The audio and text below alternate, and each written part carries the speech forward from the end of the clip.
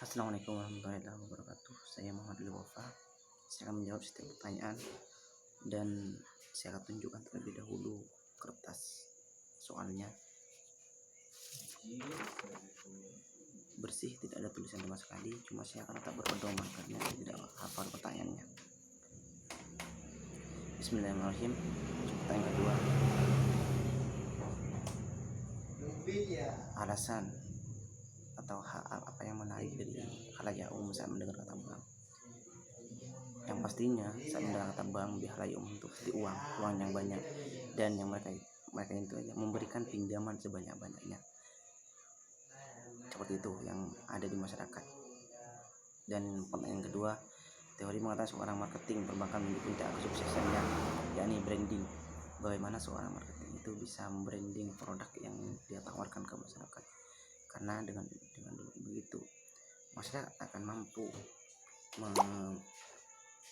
dan juga akan tertarik saat seorang marketing mampu membranding produk yang dia tawarkan, mampu memberikan stimulus yang bagus sehingga kualitas produk mampu terkomunikasikan, dan juga bagaimana dia itu khalayak umum bisa paham atas apa yang disampaikan oleh seorang marketing tadi.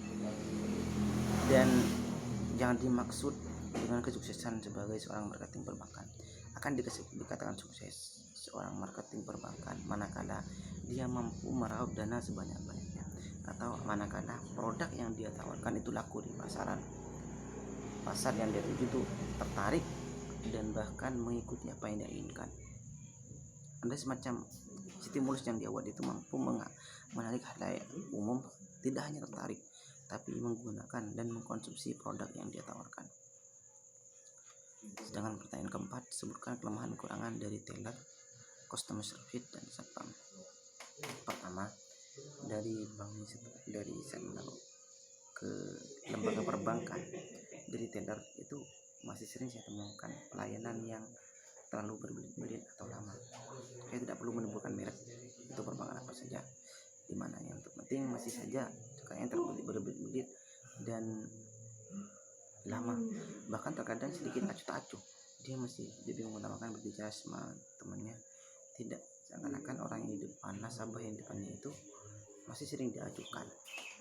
Teller, customer service itu pernah saya temukan juga masih belum totalitas dalam melayani para nasabah. Terkesan masih ambigu dalam menggunakan gerak-geriknya atau dalam pelayanannya. Sedangkan satpam memang harus memberikan pelayanan baik karena dia itu pintu masuk. Seorang akan terkesan itu biasanya di awal. Dan yang saya temukan biasanya satpam di perbankan itu terkadang hanya penyambutan yang bagus, tapi di dalam itu kadang tidak memberikan petunjuk. Ada, tapi hanya sebagian yang memberikan petunjuk. Kadang hanya mengatakan silakan masuk, selamat siang, tidak ada kata-kata yang bisa bantu.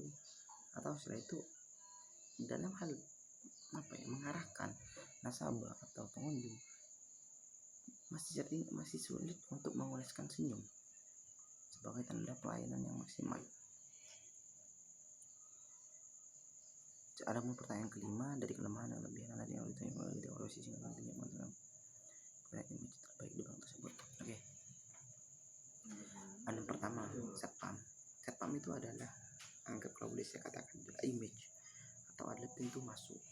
Jadi seorang kalau sudah terkesan di awal dengan pelayanan satpam di awal, dia harus memberikan pelayanan yang prima, yang terbaik, mulai dari senyum, keramah tamahan, dan bahkan pelayanan yang lebih sabar, lebih menghadapi nasabah atau pengunjung yang agak awam gitu. Itu penting dan harus senantiasa membuka telinga untuk aspirasi. Saat ada yang tidak paham, sebelum ke teller atau customer service, maka satpam harus terlebih dahulu memberikan pemahaman. Kedua, teller harus, sebenarnya saya langsung jawab ganda yang antara teller dan customer service. Keduanya sebenarnya harus lebih responsif dalam menangani saat ada nasabah, entah itu transaksi mau menabung atau menagihnya, itu harus responsif dan bahkan tidak terkesan acuh-acuh. Kalau dia lagi melayani nasabah, maka harus lebih fokus. Biarkan teman yang manggil tahu dan sebagainya, jika memang panggilannya hanya untuk candaan, tidak untuk hal yang dipandang penting. Jika memang dipandang penting, maka monggo silahkan dulu dengan catatan pahamin baik-baik atau buat nasabah mengerti keadaan yang dihadapi. Nah, poin keenam, dalam tugas pencarian nasabah, hal apa saja yang menjadi kesulitan, tantangan, dan kesempatan bagus bagi kalian? Saya mulai dari kesulitan. Pertama itu berbicara kesulitan, yakni memasarkan produk atau memberikan pengertian terhadap halayak umum. Lebih sering biasanya seorang marketing memberikan pemahaman itu yang sulit, tapi kita dihadapkan terhadap masyarakat yang awamnya minta ampun. Dan tantangannya yang dihadapi ini seakan-akan kita berbicara tentang versus atau ya.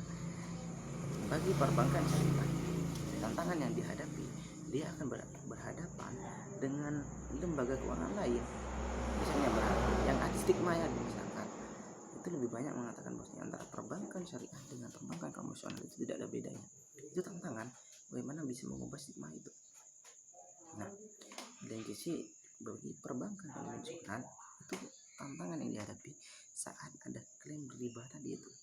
Tapi karena saya jurusan perbankan syariah, maka saya ditekankan ke tantangan. Nah, selain kita dihadapkan dengan klaim bahwa antara konvensional dan syariah tidak ada bedanya, kita juga dihadapkan dengan kita harus dituntut untuk paham. Ya, marketing perbankan syariah itu harus lebih paham. Kan terkadang itu hanya mereka tuh hanya paham covernya, tidak secara insial, sehingga memberikan pemahaman terhadap masyarakat itu sulit.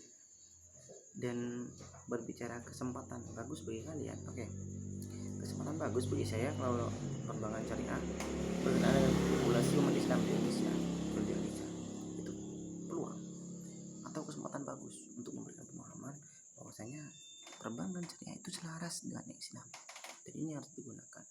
Itu kesempatan bagus yang harus digunakan. Terlebih kita bisa menggunakan praktik seperti mengucilkan bunga di perbankan nasional. Perbankan syariah tidak